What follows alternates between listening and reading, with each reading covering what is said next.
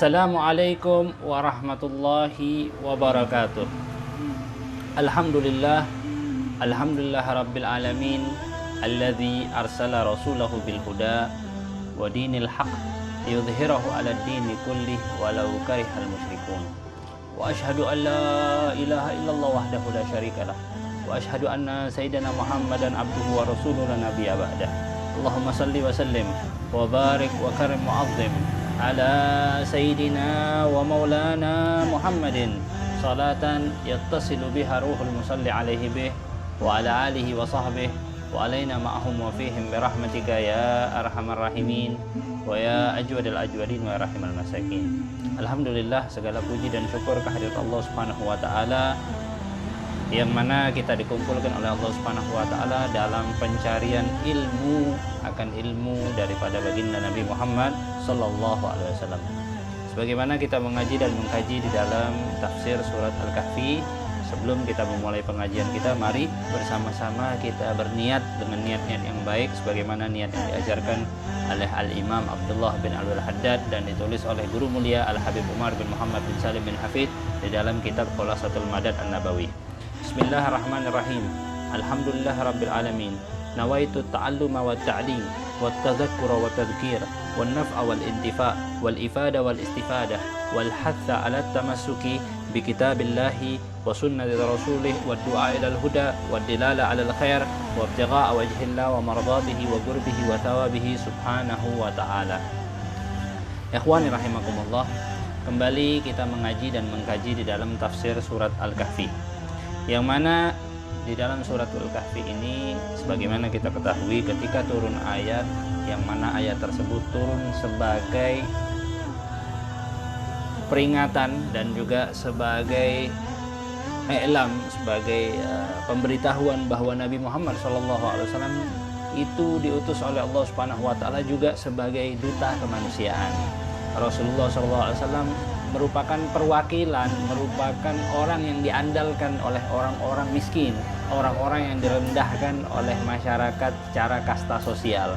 Disitulah rahmat yang Allah Subhanahu wa taala utus dan Allah Subhanahu wa taala jadikan di dalam diri dan pribadi baginda Rasulullah SAW ketika turun ayat wasbir nafsaka ma'al ladzina yad'una rabbahum bil ghadati wal 'ashyi yuriduna wajhah. Disitulah letak bagaimana bagaimana perasaan kasih sayang baginda Rasulullah SAW terhadap para fugara dan masakin juga. Dan juga Nabi Muhammad SAW diperintahkan oleh Allah Subhanahu wa taala untuk melakukan dzarbul mahzal, untuk menjadikan perumpamaan-perumpamaan. Maka surat Al-Kahfi ini mengandung cerita perumpamaan, cerita kisah al-mathaliyah, disebut dengan cerita yang diperumpamakan itu ada 3. Yang pertama, sebagaimana kita ketahui, cerita daripada pemilik 2 kebun. Kemudian yang saat ini akan kita kaji bersama yaitu mengenai bagaimana kehidupan dunia yang fana. Dan yang ketiga nanti kita akan pelajari juga mengenai bagaimana perumpamaan ketika Allah Subhanahu wa taala menyuruh untuk para malaikat dan diantaranya juga menyuruh syaitan untuk sujud, akan tetapi syaitan membangkang kepada perintah Allah Subhanahu wa taala jalla jalaluhu wa ta'ala fi'lah. Mari kita simak mengenai ayat 45 yang mana dzarbul mathal, perumpamaan yang Allah Subhanahu wa taala berikan kepada baginda Rasulullah SAW yang Allah Subhanahu wa taala anjurkan kepada Rasulullah untuk diarahkan kepada orang-orang yang tidak ingat kepada orang-orang miskin. Wadrib lahum mathalal hayatid dunya kama in anzalnahu minas samaa'i fakhtalata bihi nabatul ard. Dan gambarkanlah wahai Muhammad dan perumpamakanlah wahai Muhammad, wahai kekasihku, lahum kepada kaummu, mathalal hayatid dunya, perumpamaan daripada kehidupan dunia yang fana ini. Kama'in, bagaimana air, anzalnahu minas sama, yang kami turunkan, air hujan yang kami turunkan dari langit, fakhtalata bihi nabatul ard, maka menjadi tercampur dengan diturunkannya air dari langit ini tumbuh-tumbuhan yang ada di bumi. Fa asbaha hashiman, maka akhirnya air yang bercampur dengan tumbuhan ini menjadi subur dan lebat. Fa asbaha hashiman, maka akhirnya tumbuhan yang tumbuh, yang lebat, yang subur ini akhirnya menjadi kering.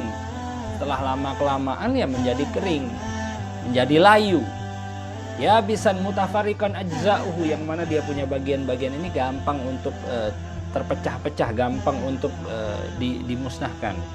Tadruhu riyah, yang mana ketika ditiup dari angin, daripada tumbuh-tumbuhan yang layu ini, begitu ditiup angin maka akan hancur. Al-makna syabbihid dunya binabatin hasan.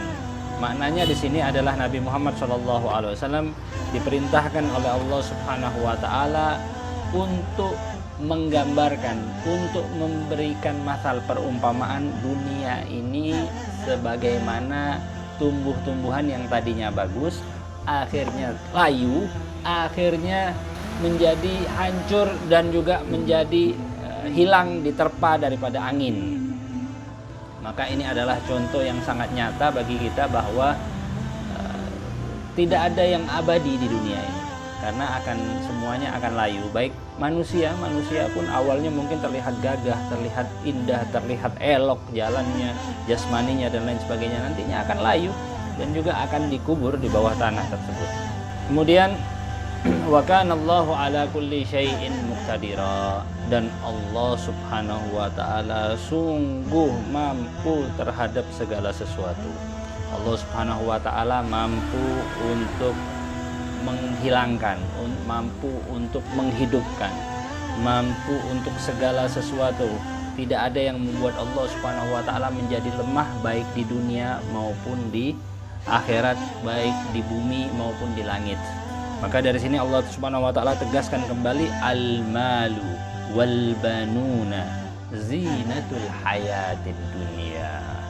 Ketahuilah bahwa sesungguhnya harta, bahwa sesungguhnya aulad, anak-anak maupun anak-anak laki-laki maupun perempuan, di sini artinya anak laki-laki, al-banun merupakan anak laki-laki.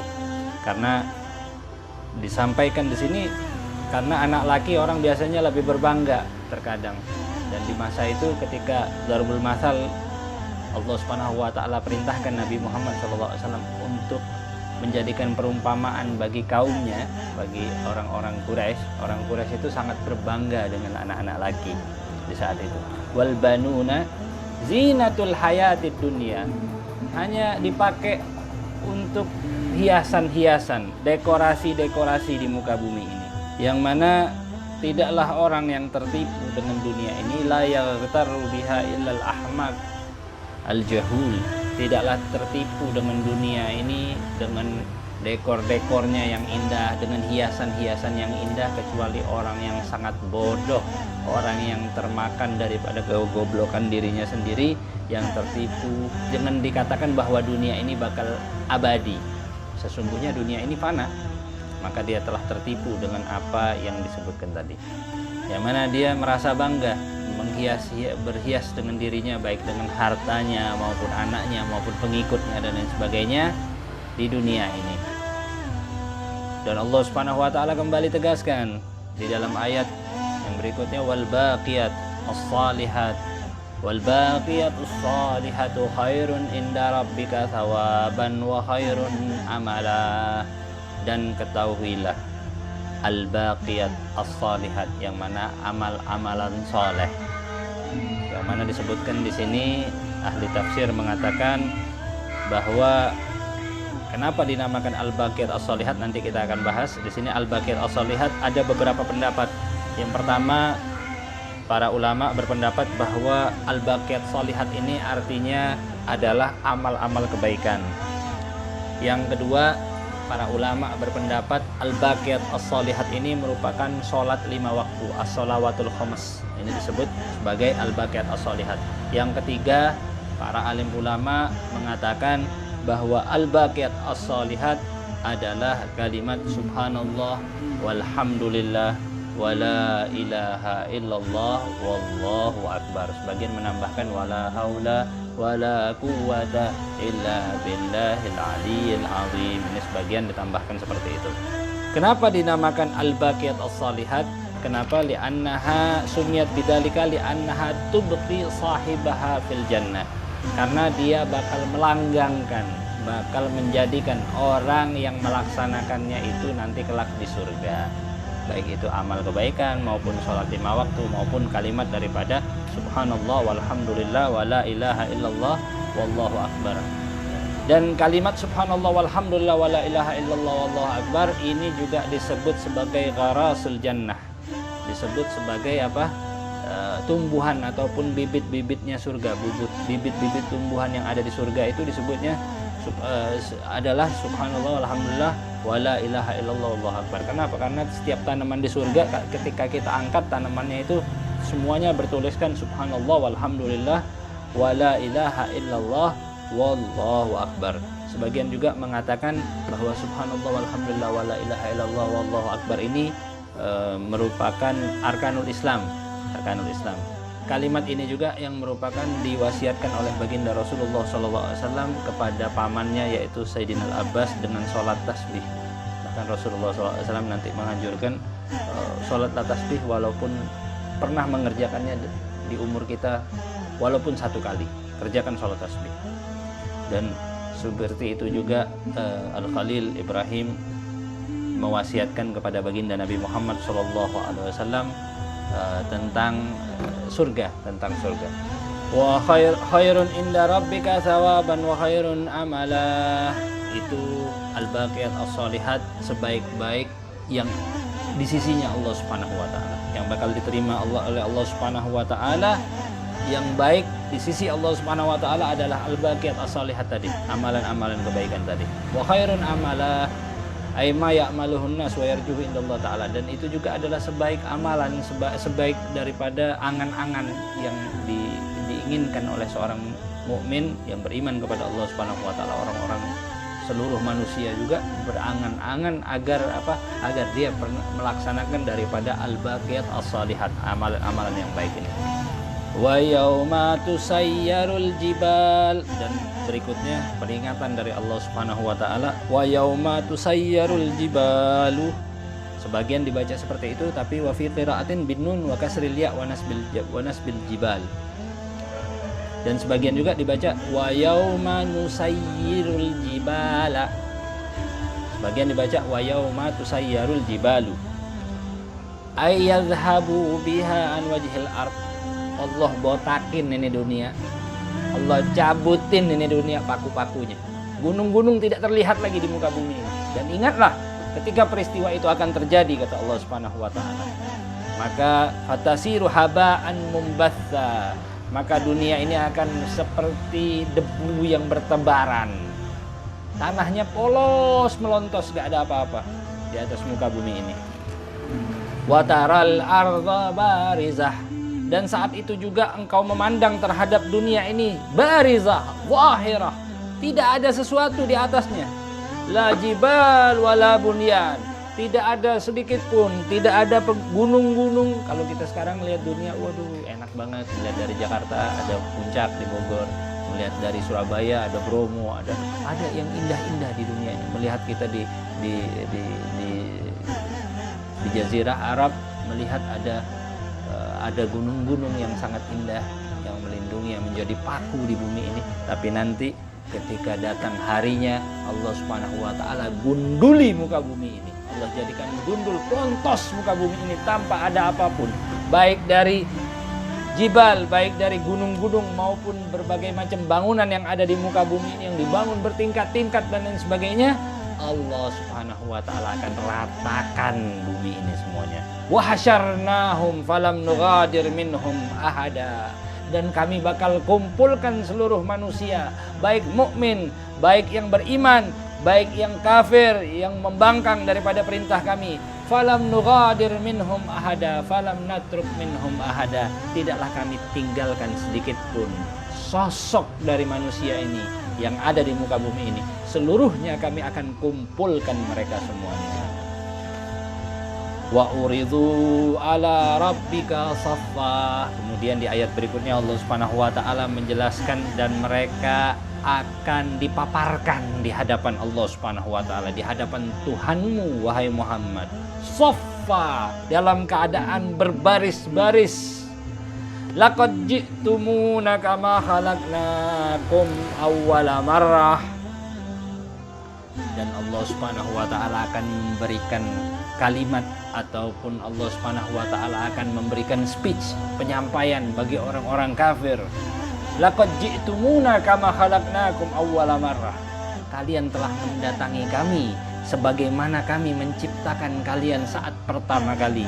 Allah, ini ucapan yang sangat luar biasa yang Allah Subhanahu wa taala jadikan pidatonya. Allah Subhanahu wa taala jadikan firman-Nya ini terhadap orang-orang yang membangkang kepada perintahnya Allah Subhanahu wa taala. Kami datangkan kalian dalam keadaan furoda, dalam keadaan sendiri, dalam keadaan hufah, dalam kalian tidak memakai alas kaki, dalam keadaan nyeker, urah, dalam keadaan telanjang, tidak berbusana sedikit pun, sebagaimana kami ciptakan engkau pertama kali datang ke dunia ini.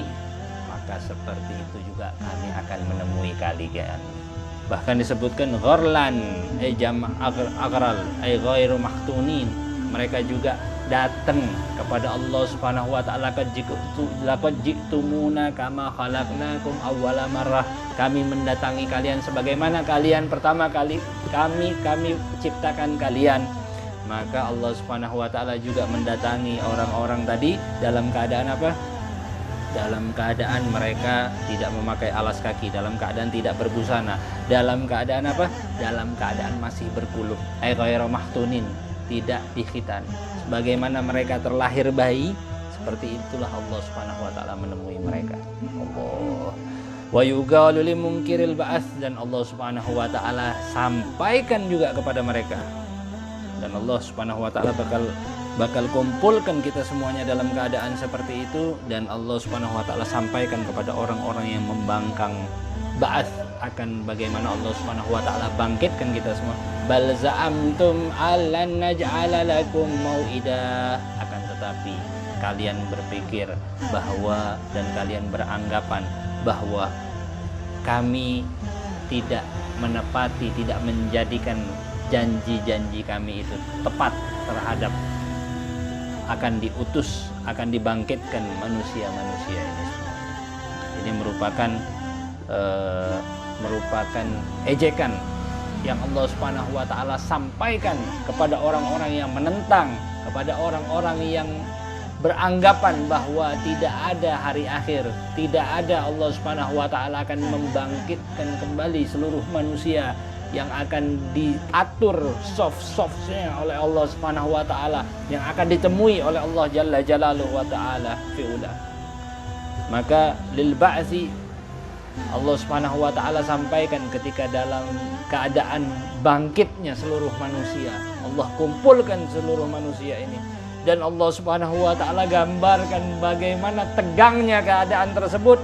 Wa wudi'al kitab fataral mujrimina musyfikina mimma fih, dan ditarik daripada kitab yang mana kitab ini merupakan catatan-catatan daripada amalan-amalan, yang mana setiap orang yang beriman akan diambil catatannya dari sebelah kanan, dan orang-orang yang mendustakan Allah Subhanahu wa taala yang tidak beriman akan diambil catatannya dari sebelah kiri.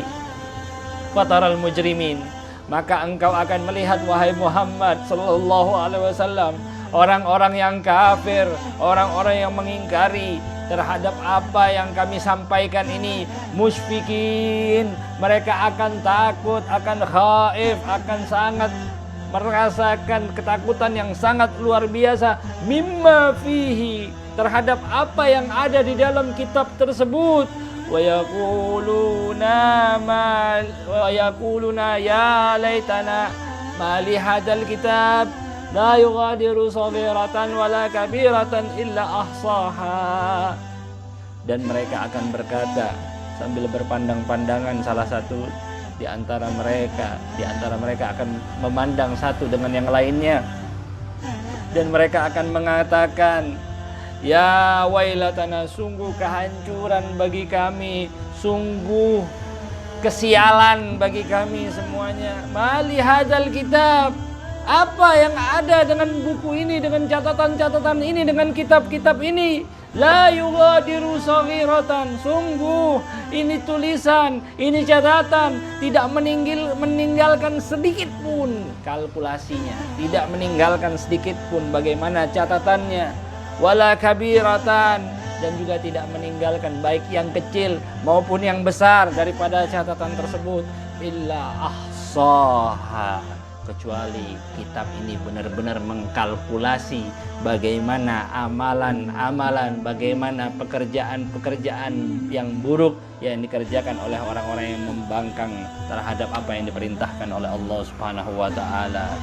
Maka mereka akan merasa takjub, akan sangat takjub, akan sangat keheranan tentang bagaimana memori daripada amalan-amalan, memori yang Allah Subhanahu wa taala akan ambil hard disk yang ada, yang mencatat daripada setiap amalan-amalan mereka ini, dan Allah Subhanahu wa taala akan install, Allah Subhanahu wa taala akan tampilkan, dan Allah Subhanahu wa taala akan tunjukkan dengan kebesarannya bagaimana kitab tersebut menulis daripada setiap kegiatan-kegiatan, amalan-amalan yang buruk yang dikerjakan oleh umat manusia semuanya. Wa wajadu ma'amilu hadirah, dan mereka akan mendapati apa yang mereka amalkan, apa yang mereka kerjakan, semuanya akan ada di hadapannya Allah Subhanahu wa taala, dan Allah Subhanahu wa taala akan pertanyakan, dan Allah Subhanahu wa taala akan sidang terhadap setiap amalan yang mereka kerjakan. Mudah-mudahan Allah Subhanahu wa taala menyelamatkan kita semuanya. Wala yadlimu rabbuka ahada, dan Allah tegaskan tentang bagaimana apa yang telah disampaikan oleh Allah Subhanahu wa taala. Wala yadlimu rabbuka ahada, dan Allah Subhanahu wa taala tidak menyiksa seseorang tanpa sifat kriminalnya, tanpa sifat kejelekannya yang dia lakukan, dan tidak sedikit pun berkurang dari pahala yang Allah Subhanahu wa taala akan ganjar kepada orang-orang yang beriman. Maka dari sini kita mengetahui bagaimana Allah Subhanahu wa taala dengan keagungannya, dengan kebesarannya, Allah Subhanahu wa taala akan mengumpulkan seluruh makhluk yang ada di muka bumi ini. Bahkan bahwa baginda Nabi Muhammad SAW beliau bersabda, inna lillahi tabaraka wa ta'ala tabaraka wa ta'ala yunadi bisautin rafi' ghaira fadhi ya ibadi anallah la ilaha illa ana arhamar rahimin wa ahkamul hakimin wa asrarul hasibin ya ibadi la khaufun alaikumul yawm wa la antum tahzanun ahdiru hujjatakum wa yassiru jawabakum fa innakum mas'uluna muhasabuna ya malaikati agimu ibadi sufufan ala atrafi anamil aqdamihim lil hisab. Yang mana Allah Subhanahu wa taala mengatakan dan memerintahkan di dalam sabdanya baginda Nabi Muhammad sallallahu alaihi wasallam bahwa Allah Subhanahu wa taala kelak akan berfirman kepada para malaikatnya, ya malaikati, wahai para malaikatku, aqimu ibadi sufufan, jadikanlah para makhluk-makhlukku ini, para hamba-hambaku ini soft berjejer mereka semuanya, yang mana mereka berjejer di atas daripada setiap ujung kuku kaki mereka untuk berdiri di atas itu.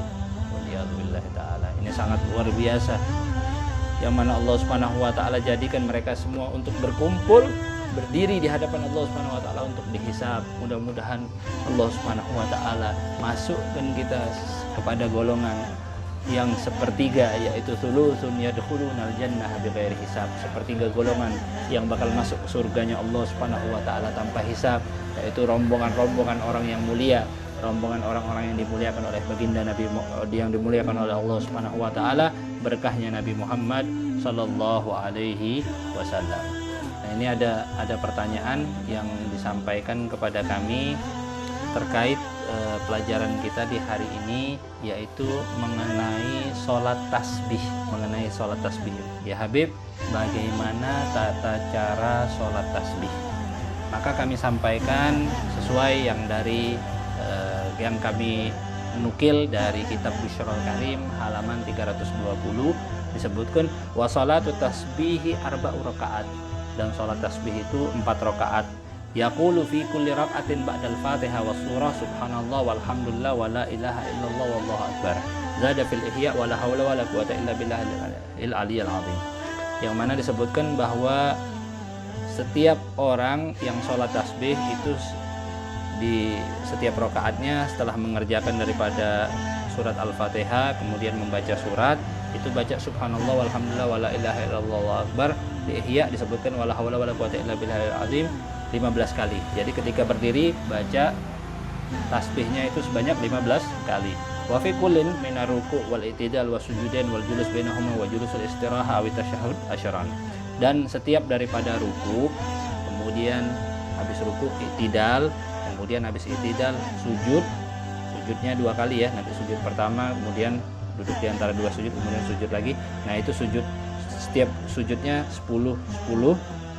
Kemudian duduk di antara 2 sujud juga baca 10 kali daripada tasbihnya. Wa julusul istirahah, kemudian kalau seandainya nanti udah sujud yang kedua mau diri lagi untuk mengerjakan daripada rakaat yang berikutnya, maka ada duduk istirahat. Nah, duduk istirahat itu sebelum qiyam itu membaca tasbih sebanyak 10 kali atau tasyahud juga sebanyak 10 kali. Maka setiap rakaatnya jumlah daripada tasbih yang dibaca di dalam sholat tasbih sebanyak 75 kali. Fadzalika khamsa wa sab'una marrah. Maka itu totalnya 75 kali. Yang mana baginda Nabi Muhammad SAW telah mengajarkan kepada pamannya Sayyidina Abbas, dan disebutkan tentang fadilah-fadilah yang sangat luar biasa di dalam sholat tasbih. Apalagi di bulan Ramadan hendaknya kita untuk mengerjakan sholat tasbih. Bahkan Nabi Muhammad SAW menganjurkan kita untuk setiap hari atau setiap minggunya untuk mengerjakan sholat tasbih. Ini semoga bermanfaat bagi kita semuanya. Wallahu ta'ala a'lam.